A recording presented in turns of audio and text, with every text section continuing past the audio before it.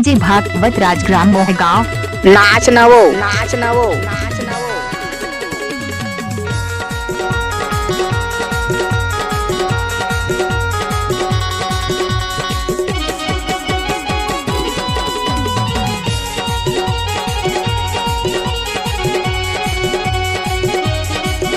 DJ Bhagavat बाबू शर्माती बड़ी टोला वाले। जींस तोरे टाइट वो जरा ढीला करा ले मोर गोरिया हो। जरा ढीला करा ले मोर गोरिया हो। जींस तोरे टाइट वो जरा ढीला मोर गोरिया हो। जरा ढीला करा ले मोर गोरिया हो।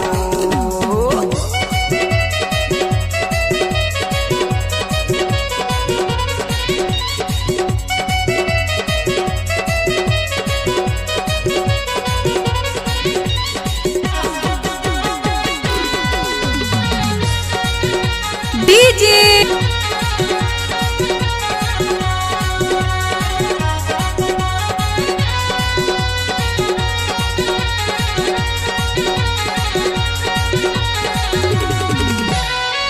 जल्दी से जरा ढीला करा ले। फंसे हवे तोर कमरिया में, फंसे हवे तोर कमरिया में, फंसे हवे तोर कमरिया में।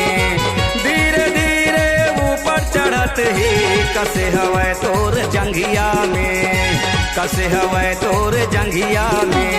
जींस बेसाई जवो ए गुलगुल, जींस बेसाई जवो जरा ढीला करा ले मोर गोरिया हो।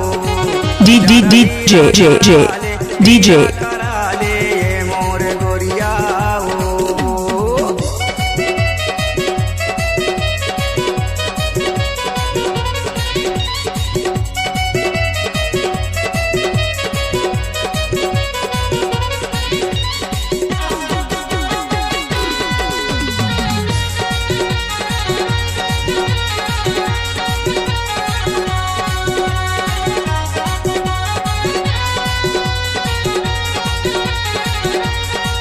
DJ sound Bhagavat शर्माती gram Mohgaon बड़े टोला वाले। कमरिया है गोरी चैन लगे मचर मरा जाहिरू, चैन लगे मचर मरा जाहिरू, चैन लगे मचर मरा जाहिरू। फैसन लाता संभाल न गोरी हो, देख के तोरा घबरा जाहिरू, देख के तोरा घबरा जाहिरू। जींस बेसाई है वो जींस बेसाइज है वो जरा ढीला करा ले मोर गोरिया। बड़े टोला वाले डीजे जरा ढीला करा ले मोर गोरिया हो। जींस तोरे टाइट है वो जरा ढीला करा ले मोर गोरिया हो। जरा ढीला करा ले मोर गोरिया हो। जींस तोरे टाइट है वो जरा ढीला करा ले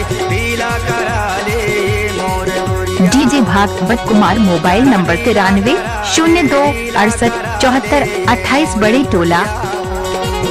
जरा ढीला करा ले मोर गोरिया हो। जरा ढीला करा ले मोर गोरिया हो। C-Log Digital Recording Bhagavat Studio. Rajgram Mohgaon बड़े टोला वाले। 99071192. डीजे भागवत राज के